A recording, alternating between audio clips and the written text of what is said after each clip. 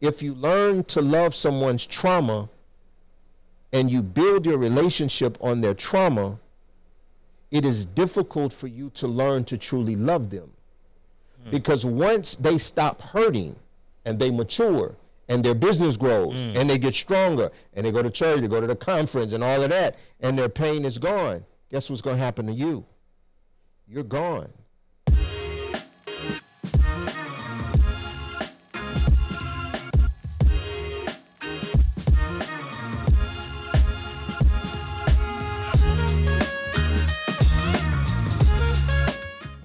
Welcome to another episode of Classes in Session, brought to you by Black and in Business Media, sponsored by Urban Business Institute, the Ivy League for urban entrepreneurs. I'm your guest, Professor Devin Robinson. So many of our activists, businessmen and women, leaders who fight for us in the streets wind up in their years where they're unable to fight for themselves. Whose fault is it? Is it their family, friends, supporters? Is there a lack of forecasting and preparing their lives to move further in their golden years? Or perhaps it's maybe the person that they chose to become their life partner.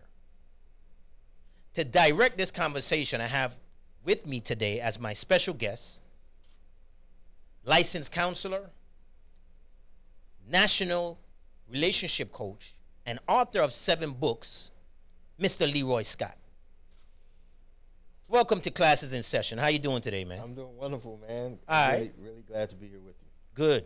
For those that don't know Mr. Leroy Scott, can you let us know who you are, your work, your insight, and your expertise in order to be able to lead this discussion? Yeah, so I'm a people's person. I've been in mental health, helping people and working with families and relationships for at least 30 years now. I'm a military, ex-military guy. During the military, I was working with guys who were coming out of a war zone and dealing with trauma. So I've been doing this since I was 20 years old. Okay. Over the last probably 20 plus years of my life, I've specifically focused my work on working with families and relationships. Right. So what is it that gave you that interest? You said you came from the military. What is it that, like, gave you that interest in, like, mental health and, like, I guess coaching people, helping them, I guess, unpack trauma and stuff like that is what you do? Yeah, I think it was a natural it was like a natural development for me. I wasn't a guy who graduated from high school and say I'm going to be a psychologist, I'm going to be a counselor. For me, it was just like throughout my life and my journey, things just you kind of figure out what your purpose in life is.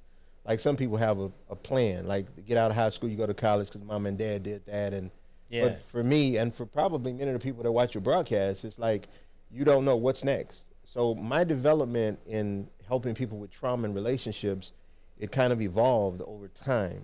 And you kind of walk into your purpose realizing that the very things that you struggled with when you were young and it happened in your life, here you are spending your life's work trying to mend things that actually had happened in your own life. Right.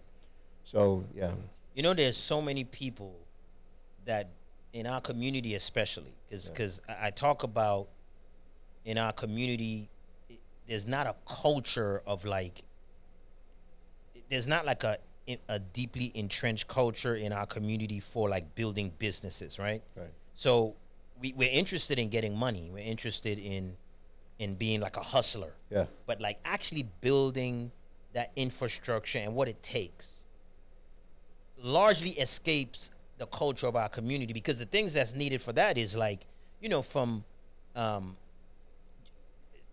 patience, resilience, discipline, and we may have those things, but it's not connected to building a business, right? So we may connect it to, like, you got to be resilient in life or be resilient in relationships, or you need to be disciplined in order to make the basketball team, or, you know, make the track team. Right. But when it comes to, like, doing business, there's, like, this disconnect a lot of times with us, right? There's so many areas that I want to unpack, so I'm kind of, like, trying to methodically walk it through. But it's like there's like a hard line between us and business, and we don't really connect it well to who we are, and you know, like who we choose to be, right?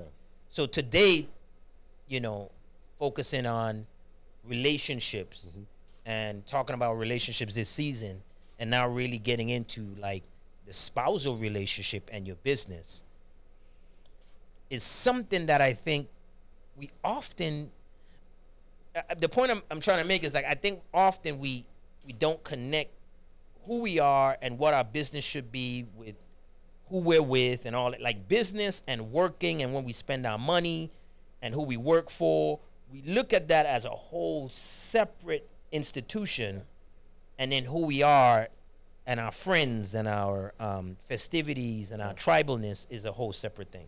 Can you like expound on that? Yeah, so I think just sitting here listening to you, I think that delivers a complexity, and particularly for Black people, like that delivers a complexity of business, family, marriage, money, all of that, right? So, because most of us, in essence, just like I didn't set out to be a professional counselor and all of that, life kind of evolved. A lot of times relationships work the same way, you know?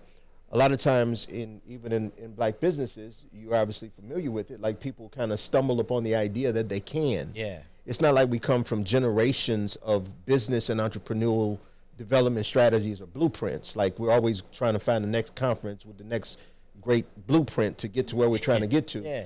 And I think in essence, we also stumble into our relationships in the same way or in the same fashion. So out the gate, you find that, and particularly in our culture, and this is probably not just within our culture, but contextually just in America at least, just as we stumble into entrepreneurial efforts, we also stumble into relationships. So the same challenges that we find as we attempt to develop our businesses, we are also finding the same challenges attempting to develop our relationships, and sometimes simultaneously at the same time. So we never really get the opportunity to say, you know, like, okay, this is the kind of person I want because this is the kind of thing I'm going to be doing. So let me ask you this. You just kind of piqued an interesting question. Do you think then, so arranged marriages is in a culture, right? Yeah. They decide who they're going to be with the whole nine, right? And I always say that people date based on proximity. Yeah. So a lot of people would be like, well, how, you know, these families, they stick together, they're rich together, but it's proximity. So you're going to date who you're around, right? Now, the internet, for a large part, social media has made you able to shoot your shot across the country or around the world. Yeah. But would you say that it is a bad thing to be strategic in who it is you're going to be with? As we know, there's been like a lot of recent hysteria over the conversation of Ebony K. Williams speaking on if she'll date someone if he owns the bus, right? Yeah. Rather than he's just a bus driver and everyone came for her. You know, I think that where she kind of went wrong was when she said it's that's mediocrity being a bus driver. That's where it's kind of like slid off the rails. But does she have a point? And do you think that is something we should consciously think about having, like the checklist? Because I know there's a lot of women that have checklists and that whole thing explodes when they hit a certain age. It's like, you know what? Forget tall, dark, and handsome. I'll take short, fat, and white. You know what I'm saying? Yeah, give me whatever. Like, I'll just... Yeah. So do you think that that's a thing that people should do, strategically say, this is exactly who I want, and I'm going to endeavor to be with that person? I would say yes to that, if you can. And the reason I say that is because obviously in everything we do, preparation and strategy is important. Like knowing what you're getting into. Like you can't go to the bank and just ask people for like $50,000 without them checking. You know, you got a checklist, things you got to check off. So when you think about living the rest of your life with somebody, then, you know, obviously there are some things around communication, sex, family development, family history, trauma, blended family. There's a lot of things that you want to understand about the person and how that piece will fit into the trajectory of where you're trying to go in your own life. So the answer to the question is yes. the problem, and that's why people come to premarital counseling, and I think the majority of people are starting to understand the importance of like sorting things out for real before you actually get in a relationship to see how it could fit. Because your relationship could, as hard as developing in particularly small businesses and just grinding and making your business happen, right, your relationship, you multiply that times 100, because your relationship life is really about love and emotion and heart. And business is really, at the end of the day, it's black and white. It's about business and the money. And if the numbers line up, then they work. Your relationship doesn't work that way. So it's going to have a very systematic effect on your functionality and your ability to strategically work towards your goals in your business. So the answer to that question is absolutely the person that you choose in your life is crucial in your ability to obtain the goals that you're after. Right. So you're saying it's good to be strategic in that person. It is. So I have a multi-layered question. Yeah. Multi-part question. I knew you would. That kind of really starts to pierce the surface and really dig into the substance of the conversation and what many of you black entrepreneurs really should really think about. Okay, so I am a believer in, and this is not, as I ask the question, I don't want anyone to think that I'm on either side of the fence, like I'm for this or not. Yeah. But it's questions that I think a lot of black entrepreneurs probably don't ask themselves or really consider, right? So in our community, we know that majority of our businesses, large majority of our businesses are first generational. We rarely make it to second generational. We barely make it. I discussed there's five, but I discussed the 4 different stages of business.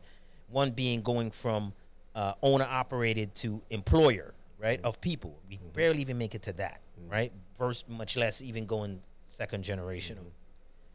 But I talk about when you're in business, I really believe that your business should be closely aligned with 2 things: who you are and your purpose that God has endeavored you upon.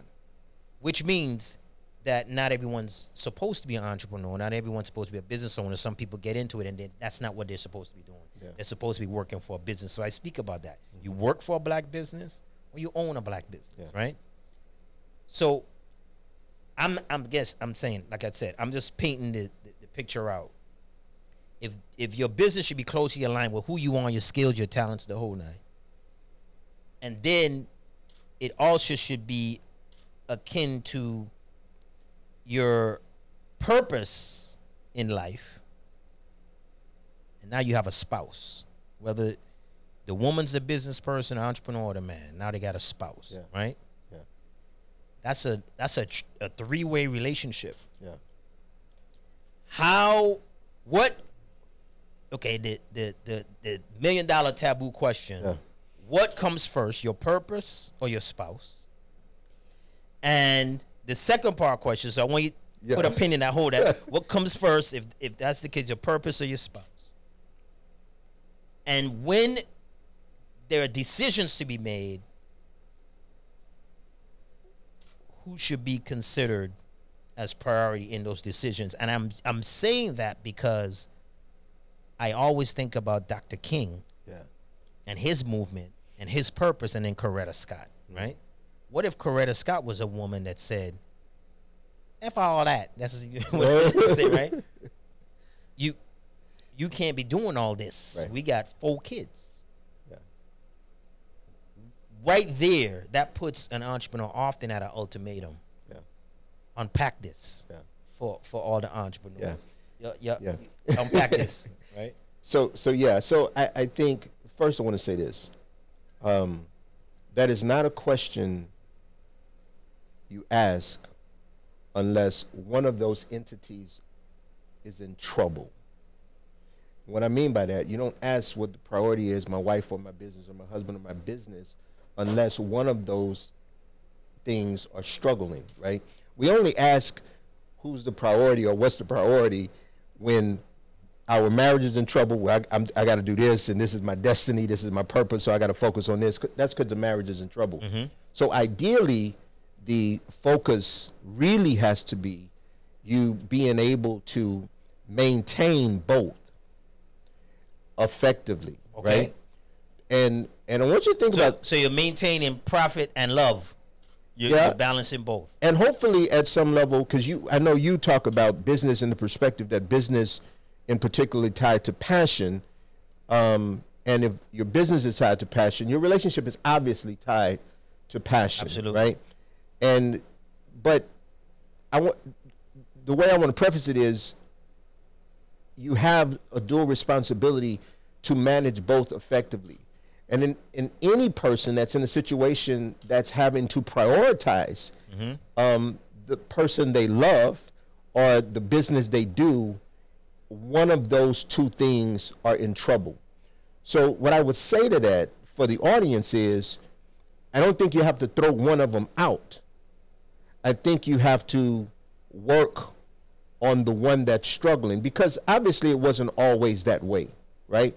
If you start right, you don't really run into situations like that. But then the reality of the journey of business and marriage and kids and family and in-laws and all the things that come along with just the journey of trying to build anything, whether it's a relationship or a business, you are going to run into situations where you've got to figure it out and you've got to sort through it and you've got to figure out a way to make it work. Now, obviously, we've all at some level sat back and said, what's the priority? Is it my business or is it my marriage? Is it my ministry or is it my marriage? Purpose, yeah, you know, like, is it my purpose? And I've got couples that come in and say, you know, the guy's a ministry leader and he says, well, you know, God is calling me to do this. And the wife said, well, I'm not really like seeing it that way. And then you have to sit back and say, well, why are you both here? You obviously care for who you love. And are you willing to lose who you love for what you believe God is like calling you to, or what you believe your purpose is in life? One of the most difficult places emotionally, psychologically, and even spiritually at some level for any person to be at is having to choose between what their purpose is, what God is calling them to, and who they love. Yeah. So that takes me to another question that I want you to dissect. Yeah. So should you, because an ounce of prevention is better than a pound of cure, right? Yeah. So really, you spoke about it earlier, saying you probably should strategize who you choose. So is in part of that strategy picking someone based on what you do, or who they are, or what they do? Because like you hear some people talk about, if you see people in the public eye, right? Their relationships go bad, and then they're like, I need to date someone who's another entertainer so they can understand. Yeah. And then you hear some people saying, I don't want to date anyone who's an entertainer. I don't want them out there as well due to the arrows or the shots or whatever the case is, right? And then we see marriages succeed, such as like Denzel, right? Where it's like he's a prominent actor, and his wife is probably the backbone and infrastructure of the whole thing that's allowing him to do that, right? Yeah. But then you got Beyonce and Jay-Z. They're both entertainers, so then they probably identify better with each other. Yeah. So when you're talking about strategizing, what is it that you really should be looking for? Because those are perfect examples, right? Yeah. Of what can go wrong and what can go right. Yeah. So there's some basic fundamental things you look for in compatibility and fit, right? Obviously, we don't do a good job at all. We meet somebody, see somebody, we want them, and then next thing you know, eye candy, right? And then we got kids, and then we got to get. I mean, we don't operate that way. So if I gave you a script on how you should go about it, 9 times out of 10 people don't follow the script, because the reality of it is love can happen anywhere. Love can happen at any time, and love can happen anywhere. And the reality of it is, you mentioned Denzel is just as close to divorce as Jay-Z, Beyonce, or anybody in your audience that are married. So you're always like a day close to your marriage ending, divorce. That's a reality. So if Monday's good doesn't mean that Tuesday will be good. Physiologically we change, mentally we change, There are developmental stages in marriage and relationship. So we're always evolving. We're always changing. So we are always very close. That's why I tell people all the time, when you see people married and then you see them divorced and you just got married, don't throw away the essence of what you saw them do, because in real time, you can be married on Monday and divorced on Tuesday. Yeah. That's the reality of it, of relationship development. Right. So, since love happens anywhere and love can happen at any time, you really want someone, not necessarily for what they do, but I think we look for people that we are able to connect with. And this is the thing, that we could see something with, like we can envision a life with, us growing old with. I always tell people, you know, the only thing I've ever wanted in my life was to meet a woman and then grow old, sit on a rocking chair on the porch, drink coffee together in the morning. Like, that's the ultimate deal, right? And then even in business, you get to a point in your life where even money is not as important as just having somebody in your life there with you. Like, personal presence becomes more powerful than the power of money itself. So if we've got to get anything right, we've got to get our relationships right. Because I've seen relationships where people are really working hard. I've seen people start up businesses like car washes and food trucks and barber shops and beauty salons and beauty stores. And you're talking about people start from scratch. They start from nothing, and they're building these businesses together with someone, and all of a sudden the relationship starts to fall apart. And the three people you mentioned, husband, wife, and the business, it's all tied together. So I think we've got to be very, very strategic in how we communicate, how we interact, how we respect, how we love each other, how we appreciate each other, how we value each other. Because the rest of life, including business, is hard. You're triggering a whole lot of questions, right? That I'm like, okay, that we need to really talk about. One being, should two-part question again, right? Got 'em. Should your partner work with you in the business? Do you think? How do you? If they can think about that idea? Because I'm now thinking about like Wendy Williams situation, right? Yeah. Should they work for you in the business? And let's just say you're not married yet. Same question. Yeah. How do we?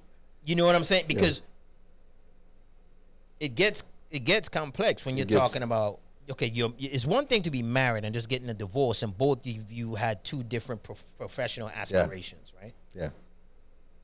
But now you put that together as one. Let's just say you jointly own this business and the whole nine.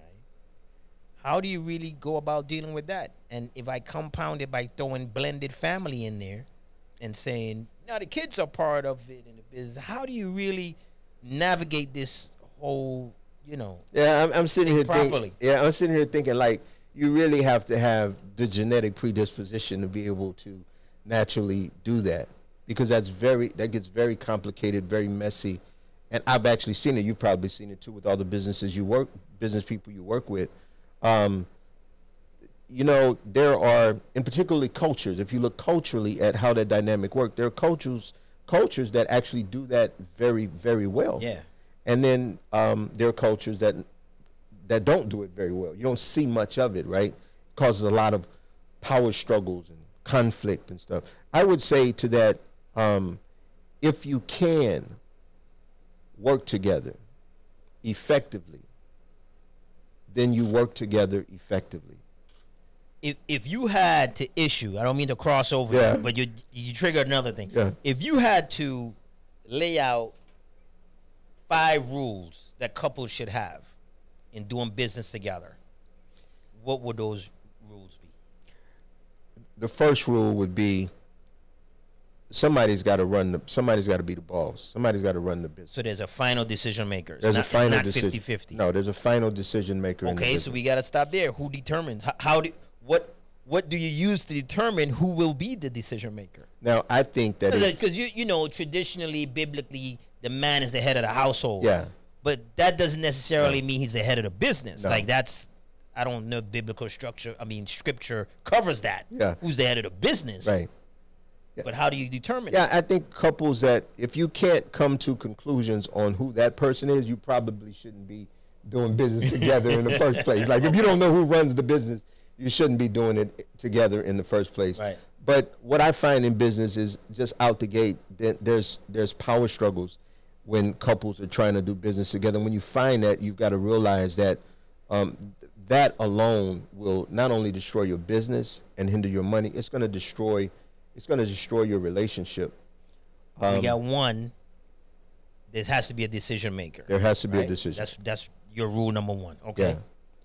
Number two, I think at some level both people have to be invested into the business, like as purpose. Like you value what the business brings to both. Like you value whatever finances or whatever. And sometimes it's not only financial, it's just what doing business for this family brings to our family.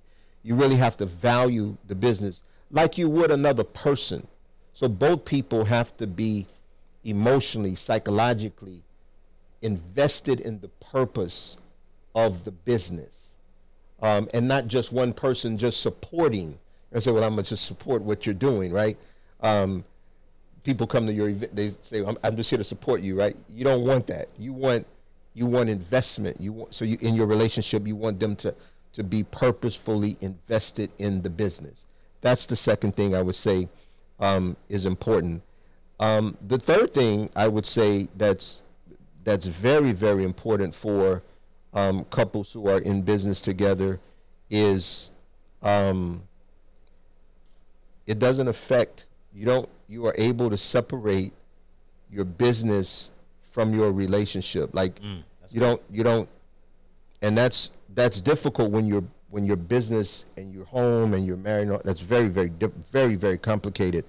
But couples that become really good at separating the two, like just because we had this issue at the office or we have this issue in business, doesn't mean I'm mad at you, or it doesn't mean that I've got to think that you're not respecting me just because, so you've got to be able to really draw those very, very clear lines in your relationship. Okay, so 3, so that's 1, have a decision maker. 2, have a vested interest, both parties, right? And how it affects the family. And 3, make sure you separate the relationship from the business. From the business. Okay? Yeah. Yeah. That's a lot. I'm sitting here thinking like, wow, that just put like so many couples like that are in business, like, wow, like we don't do none of that. Yeah. So because you said it earlier, it's a lot of stumbling. Yeah, it's a lot of stumbling into things, right? Yeah. There's a lot of stumbled baby daddies. Right. There's a lot of stumbling. There's a lot of that, like, Yeah.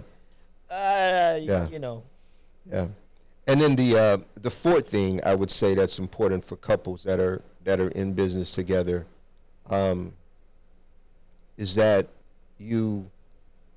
it's the interpersonal things, like the psychological things that happen when you're working together, right?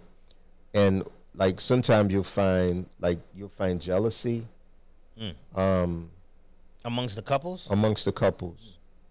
Like you'll find jealousy, you'll find intimidation, and it's interesting because those are like the soft science of things, right, in business, because those are the things that couples don't necessarily talk about or they don't say, but those things start to play themselves out in the way they work together. And then the last thing tied to that, I think, is systemically, when you start to have those interpersonal differences, when you're a couple doing business together, they start to impact the entire family system and start to divide the system. And couples actually, they're better at addressing like where our money's not good for May than they are, you know, I'm jealous of what's going on in you and what you're doing, or I'm having a power struggle with. This isn't really not about the black and white numbers or the business. This is about like my interpersonal stuff, like like your childhood stuff starts to come up. Your childhood trauma starts to show up.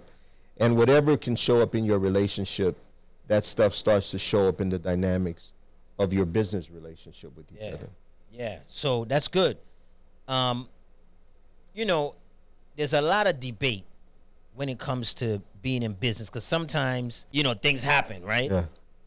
And I think that's a whole other piece that I don't know if we even would have time to get into. But so then you find individuals that have pre-existing stuff, pre-existing businesses, and then, you know, again, you know, that could be a purpose-driven business, purpose-driven situation. Now you have someone else you're interested in, and again, now the blend starts to take place, how the blended family go. Do you have crazy exes? What's really happening in the dynamics? But you're bringing this whole mechanism together, right? And typically, if you're a business person, when you get with someone, creatives are creatives. I don't think people even understand that as well when it comes to business. Like an entrepreneur is a creative. That's typically people who are envisioning things and creating things and bringing it to life. They're like creatives, much like a writer, a painter, you know, an artist. They're doing that, right? So it's kind of like expected that that type of personality, when they get with someone, they're going to continue to create, right? So now they may have shown up with an existing business. They get with this person. They start more businesses. You got blended family. You got maybe the family from the existing business side. You were with a family there, and then you're starting another one, and this blended one, and how they incorporate into the old one and the new one. Basically, what I'm asking you is, there's a lot of debate around prenups. And how does that really, how do you feel about those, and how does it has its place? You know, because, you know, the belief is, and the whole sentiment is, what's yours is hers and what's hers is yours. That's it, period, right? I don't know if the Bible even talks about prenups, right? Like, it's your, like, you whatever she got going on, whatever you got going on, you all inherited that. And so, is there such thing, or should be a such thing as a prenup, or should that person protect what's existing and the lives that are attached to the existing thing?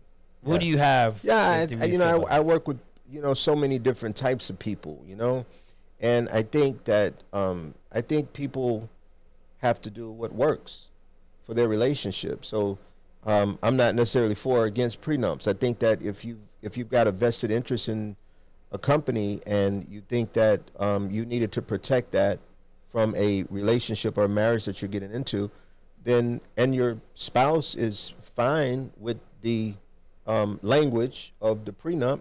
I've worked with so many couples that have negotiated on prenuptial agreements. I've also learned that those sentiments can change over time, and I think that's the interesting part, that you know, people that have been working hard like their whole life to build something, they're not as, I mean, back in the days they may have, but like today, like if I've spent my life building something, I'm kind of guarded. In, you know, like you marry me for a minute, depending on what state I'm in, and you get to take 50%. Like, you know, like, come on, man, like for real, like people just are not gonna jump in like that. But what I've learned is you have to give yourself the leverage, and just because I'm protecting financial investments or whatever, doesn't mean you don't love a person, you know? That doesn't mean you don't love somebody. You know, you really got to stay there for a second. Because there are people who would take offense to that, right? The person who's showing up with the bag, and the other person who's showing up with their hands, the person who's showing up with nothing could probably take offense to that, oh, you don't trust me, or you're preparing to divorce. Because that's what people say. Prenups are they're only a thing when you're divorcing. Like the prenup has no value until there's a divorce. So if you're showing up with a prenup, then you're basically preparing for a divorce. Right? Yeah. So that can be almost offensive to the other person who's being asked to sign that prenup. Yes, and that's what I meant by when people fall in love, you connect with people, personality, emotion, psychology, childhood trauma, childhood development, your mindset. It's the mindset, right? So, and just because somebody takes offense to a prenuptial agreement, doesn't mean that they don't love the person that's initiating the prenup, right? So love supersedes that. Prenuptial agreements give people the opportunity to have a conversation about what they're doing, and it gives people an opportunity to develop the trust that's necessary. That's really what it's about. Like, I don't want to jump into this relationship and lose what I've built. And that just means that it's not that I don't trust the person. It's really that I don't trust. I've been in business my whole life. Like, I don't trust nobody. Like, I don't really trust nothing. Like, so prenuptial agreements, any conversation about we're going to have kids. Like, I want to have 2. You want to have 3. Are we not going to have none? Or I done raised my kids are grown. We're not going to have, all those conversations are just conversations that lead couples to negotiations, and they change over time. So I've seen people come in and we're in the process of modifying prenuptial agreements and needed to go to counseling to be able to talk through whatever the sentiments were around that. But that's the thing. You can get rid of a prenup after the fact, but you can't bring one in after the fact, right? Yeah, you can't bring it in. You done. It's too late. If you marry without it, I'm sorry. You just you can't. Yeah, that's a really good question. I think it's very relevant because most couples are not even having prenuptial agreement conversations. I think it feels pretty like it's like a taboo conversation, because it almost does highlight the fact that you're concerned that I may not stay with this person. Yeah, but we are all naturally concerned as to whether or not we go into people go into relationships like that.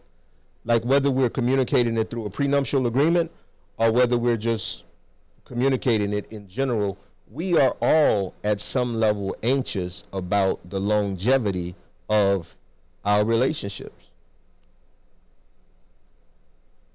We're all anxious about the longevity of our relationships. And that's a good anxiety. I think that's a legitimate and that's a good anxiety to have. Listen, in real time, it's really not about prenuptial agreements. It's really about just human anxiety. And I think at some level, very appropriate anxiety. Because in essence, and what people don't understand about, relationships, relationship development, anxiety, fear, like, that's just natural. Like, cortisol is released in our bloodstream. It's the fight or flight chemical in our brain. And ultimately, at the end of the day, right, and this is why love is not the most important thing. It's really about your ability to understand each other, which is cognitive. That happens in the brain. That doesn't happen in sexual stimulation, sexual hormones. That happens in the brain. Understanding happens in the brain, frontal lobe, cognition. And that's the most important thing in relationships, because the way we're designed, we're not designed necessarily to be in love. Like, we're not made to be vulnerable, to be in love, to give ourselves. We're not made. If we were made that way, then we wouldn't last. We wouldn't be able to live past 5 years old, because we would die. We are made, at the end of the day, physiologically, our entire body and brain, and this is what God did with us. And church don't buy my story. I don't know why, because it makes a lot of scientific sense, right? But we're made to protect ourselves. Like, we don't self-preservation. Okay. Cortisol releasing. So whenever I'm going in relationships, whenever I'm doing business, everything, if I'm scrolling in my social media, right, and people love whatever I posted, and I'm like, yeah, they love me. And this one person is like, this fool got what, and it says this negative thing, right? Your brain automatically captures that one negative thing, and you can't even sleep at night on this one thing. Why? There's nothing wrong. You don't need to go to counseling. get a psychological test or anything like that. That's anxiety. And the reason you focus on that one negative thing is because your brain is wired to pay attention to threats and only threats. And in relationships, when you think about, you got me going on a tangent now, in relationships, when you think about people's relationships, think about how easily you evade and discredit all the great things that your partner's doing. And think about how you zoom in on the very thing that you don't like or that your partner did wrong. That's self-preservation. All that means at the end of the day is that your brain is working. We pay attention to things that threaten us. And what don't threaten us, we don't pay attention to it. And that's in all things. So sometimes... That sounds like you're calling humans ungrateful. This man is calling humans an ungrateful set of people. That we take the good, throw it away, and make it like, yeah. But then hone in on the bad. We hone in on the bad. But the thing about it is that's very natural for us to do that. That's physiology. That's our biology. That naturally happens in our brain. If your brain's not doing that, something's wrong. You got to go see a neurologist. So if you because you don't know whether to fight or flee. But here's the thing. Okay, now you're making me go off just slightly. Yeah. A lot of parents. So is this a different kind of love? Because I'm looking at it like parents often look at their kids and ignore the bad and see all the good and think that they're so great. Yeah. But you're saying in the mates or, social environment, we look at the bad. Yes. So how is that, or am I off track? Because you got parents that just, we tend to like overlook the warning signs and stuff, right? It's like the kid that got killed in the street and the mom is like, that was my, this is the storyline. The mother's gonna say, that was my baby, he was so good, he was so great. But the streets see him as a gangster, and they got the gangster pictures and they vilify him. You understand what I'm saying? Yeah. So what is that? Like, is there a switch that we're? I think the physiological processes happen for survival. So anxiety, cortisol releasing your blood. So mom's still afraid. I had a parent I was working with her son was murdered, and 3 years prior to him being murdered, she was already anxious about his life. Already nervous about his life, already anxious about his life. She even told me once that she looked out her front door and envisioned her son lying on her front yard dead. This was probably 6 months before he died. Did she address it with him? No, she didn't really address her fears necessarily with him directly to that capacity. She just kept trying to get him on his feet, trying to help him, trying to guide him, trying to talk to him. So just because parents enable the kids doesn't mean that those parents simultaneously are going through the same anxieties and worries. They're just simply not communicating those things to the kid. Okay. So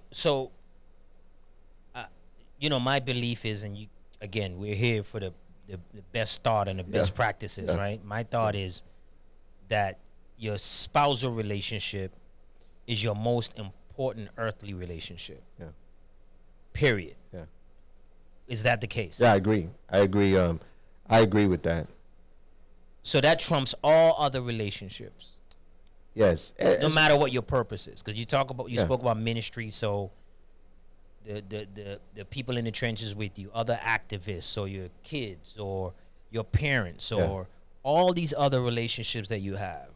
You're saying that the spousal relationship trumps all those relationships. Yeah, I think the person you eat with, sleep with every night, share your deepest life's most intimate, the person that's closest to God in your life is the most important relationship in your life. And that's why I think it's so important that you get that relationship right, because everything you do in your spousal relationship, it guides, it sets the standards for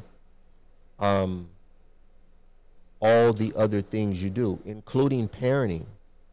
Like when you and your spouse are working through what to do next with the kid, or what Wednesday should look like for the kid.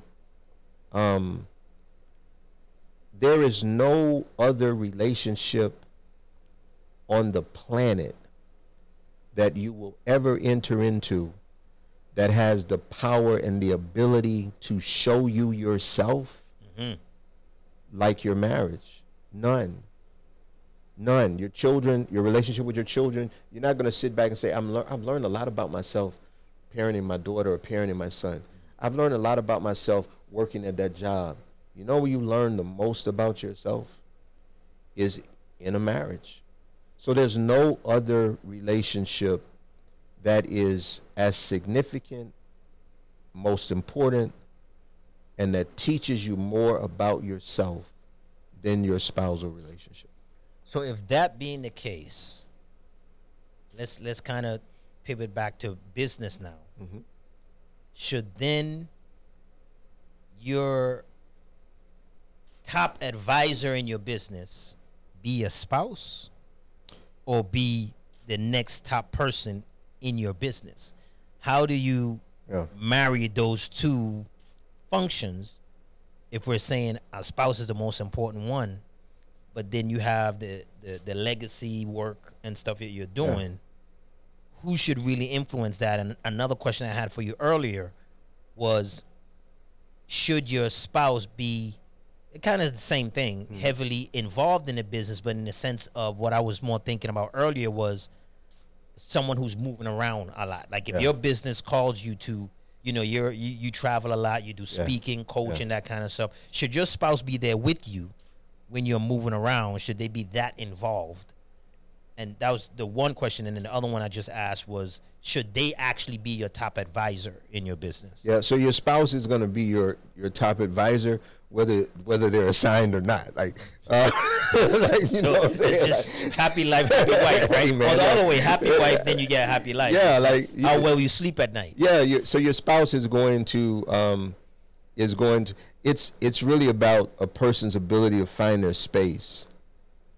You know, I think as people like grow in relationships and businesses grow, this is for all the business people. Like, if your spouse is not like engaged in your business, your spouse is still trying to find their space.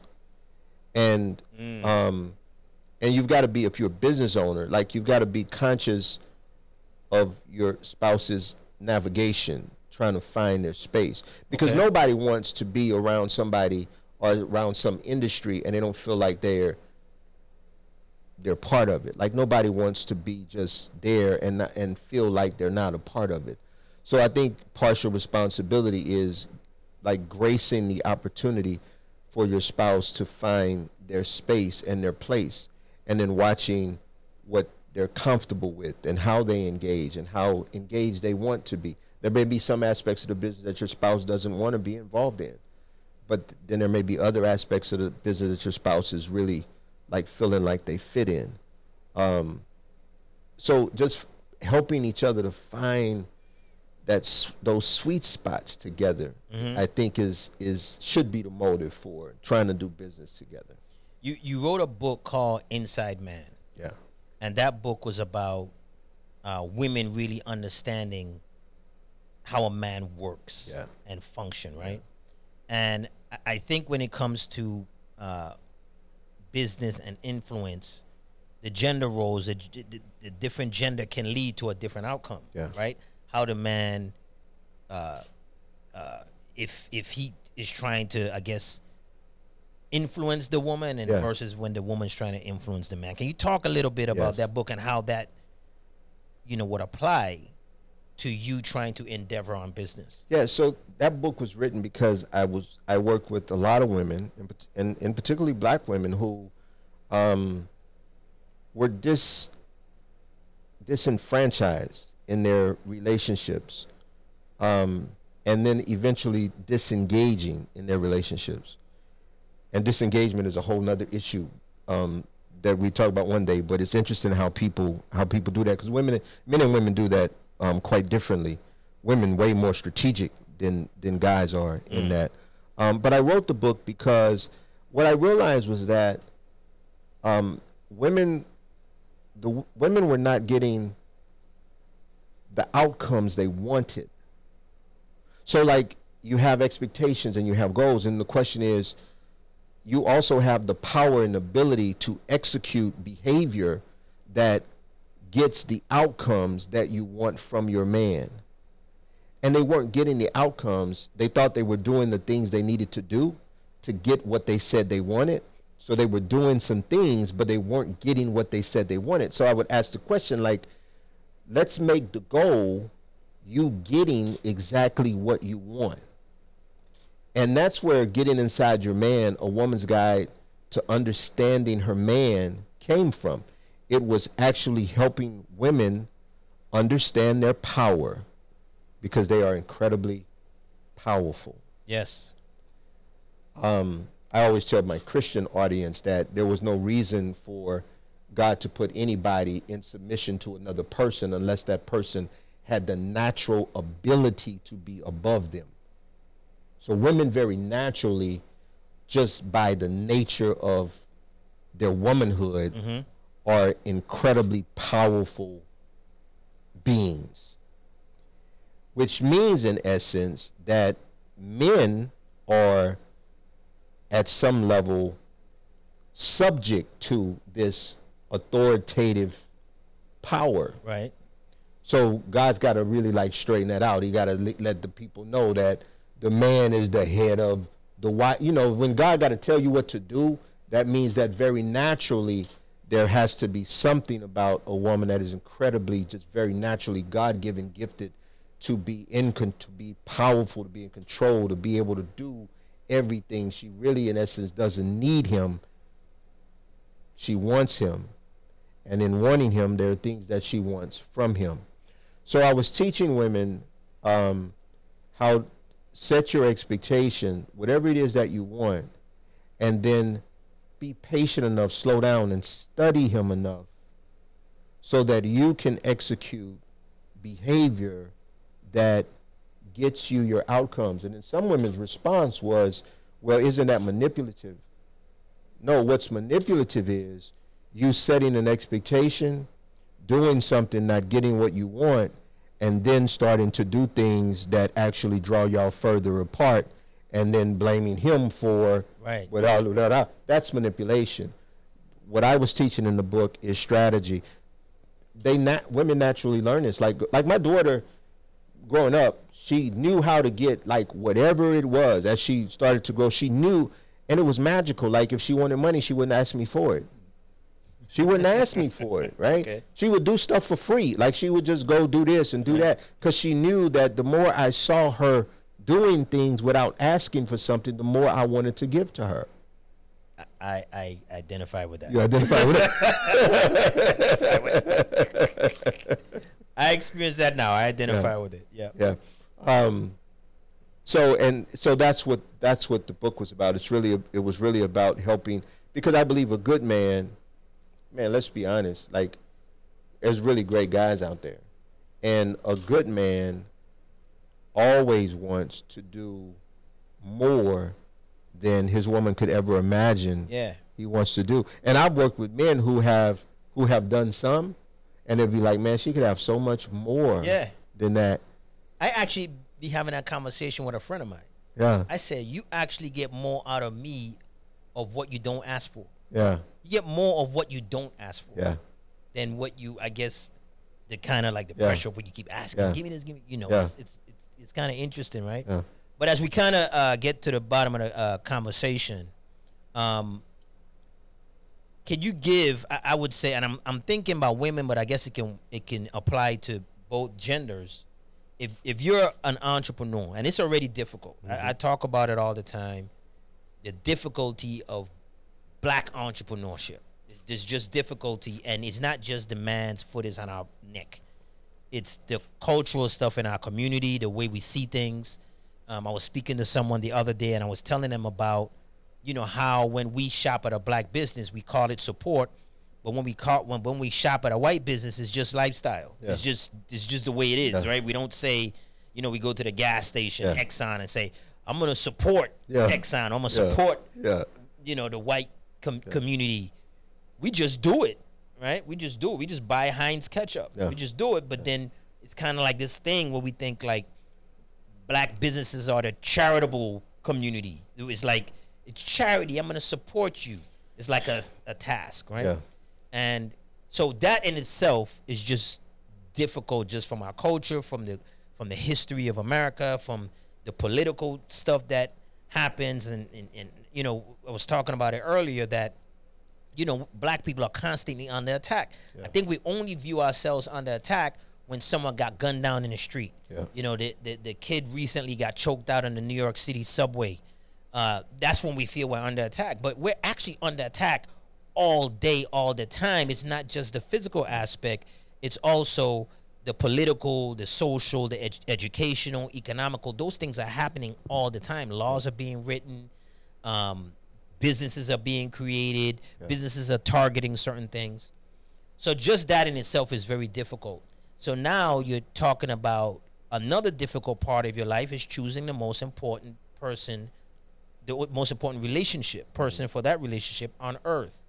What would you say are like top 3 warning signs that, I was particularly thinking about women when you were talking about the submission, because we have very powerful, successful black female entrepreneurs, black female CEOs, and then they get into a relationship that may be a wrong pick, and then that really affects their empire. And I'll go back to Wendy Williams again, right? That affects their whole empire, and what could have been done to prevent that. We spoke about strategic picking and stuff like that, but now let's kind of just talk about that briefly on maybe the top 3 warning signs we should look for when picking someone, especially when we have established wealth, established businesses, and established situation that we're trying to make sure we don't destroy.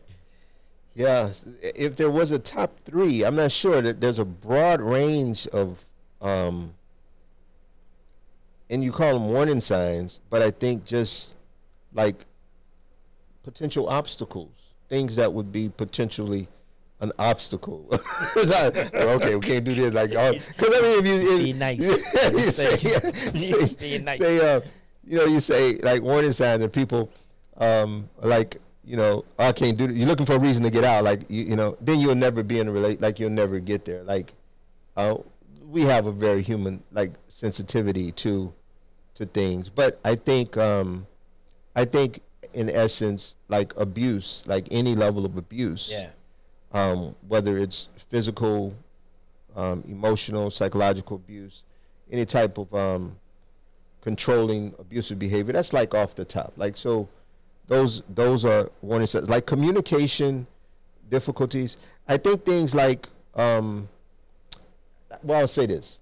So we are a culmination of our human experience, and we can't get away from that reality. So when we get together in a relationship, we are a culmination of generations of people, not just like me and her or husband and wife, but you're talking about uncles and aunts and grandmothers and I am my ancestor. So you are bringing, you think about it like, you're bringing all of these people and all of their experiences together, and people don't understand how significant family history is, and family patterns are, right? And that's the 2 things I'll touch on: family history and family patterns. So when you've got family patterns of certain behaviors, regardless of what those behaviors are, you are going to find systemic elements of those generational patterns in your relationship. Facts. That's heavy. Facts. So when you meet somebody, you've got to be very, very intentional about not just hearing their story. Like, people meet each other, not hear your story, and then you feel some kind of way for the story. You got to be very intentional about resolving the issues related to the story, because unresolved issues related to your experiences, in particularly childhood and trauma, are going to have drastic effects on your relationship. Drastic effects on your relationship. So those are the the warning signs. You know, if you meet somebody and they've got significant levels of trauma, and sometimes you're compassionate, like that's part of, people tell their story and you're like, wow, I could rock with you because I want to show you that we could blah, blah, blah, whatever. But then those issues go unresolved, and you may eventually become the psychological perpetrator of trauma now. Not that you committed trauma, but you have been the culprit to trying to solidify. There's something we use in relationship counseling, a dynamic that we use, a theory that we use in relationship counseling that specifically speaks to that issue. It's called trauma bonding. And within the black community, there's a lot of times relationships are, and I want you to think about this, relationships are really built and formed and even strengthened on trauma. Like, we engage and care about each other based on the traumatic experiences of our partner. So what's holding us together and what's keeping us together is not love and understanding, it's trauma. So we don't consciously know this, but what we find over time is that, wait a minute, you're always hurting, and every time you hurt, I care more. And you're always hurting. Every time you hurt, I care more. So you find that subconsciously they start hurting each other, and then they have great sex, go eat out. It's like a revolving door, right, of trauma and then restoration. Trauma, they cheat, and then we're good. They cheat again, and we're good. They do Toxic. this. But it's all solvable, and it's all directly related to their childhood. So you asked about the warning signs, and I think it's not just warning signs. I think it's the obstacles and the things that people face. And people listening to it right now thinking like, wow, like that's our relationship, right? Mm-hmm. And the thing about it is, if you learn to love someone's trauma and you build your relationship on their trauma, it is difficult for you to learn to truly love them. Because once they stop hurting and they mature and their business grows and they get stronger and they go to church, they go to the conference and all of that, and their pain is gone, guess what's going to happen to you? You're gone. Why? Because your love was based on them hurting. And once they, and this happens so much in relationships, when people stop hurting and they grow out of their pain, they're no longer in the game.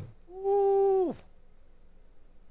I think we can probably, we can go on for hours. That was good. That's heavy, and I know there's so much more to unpack there. But you know, we kind of running out of time here. So I know. Yo, it's always a pleasure, man, talking to you, my good friend, Mr. Leroy Scott. Done a whole lot of work in the community under mental health, different clinics that he's owned, and how he's built multi-million-dollar businesses from the age of 19. You got to follow this guy. How can they follow you? How can they everyone find you? www.leroyscott.com. And they'll just find everything. They'll find everything. Yeah. Man, we really appreciate having you on Classes in Session. Yeah. Hopefully we can have you back again. Good to be here, man. Man, I really appreciate that. Folks, that's it for this episode of Classes in Session. I really hope you appreciate being on here, especially with our guests. Thank you so much for being on here. And as always, ensure you outgrow your yesterday. Peace.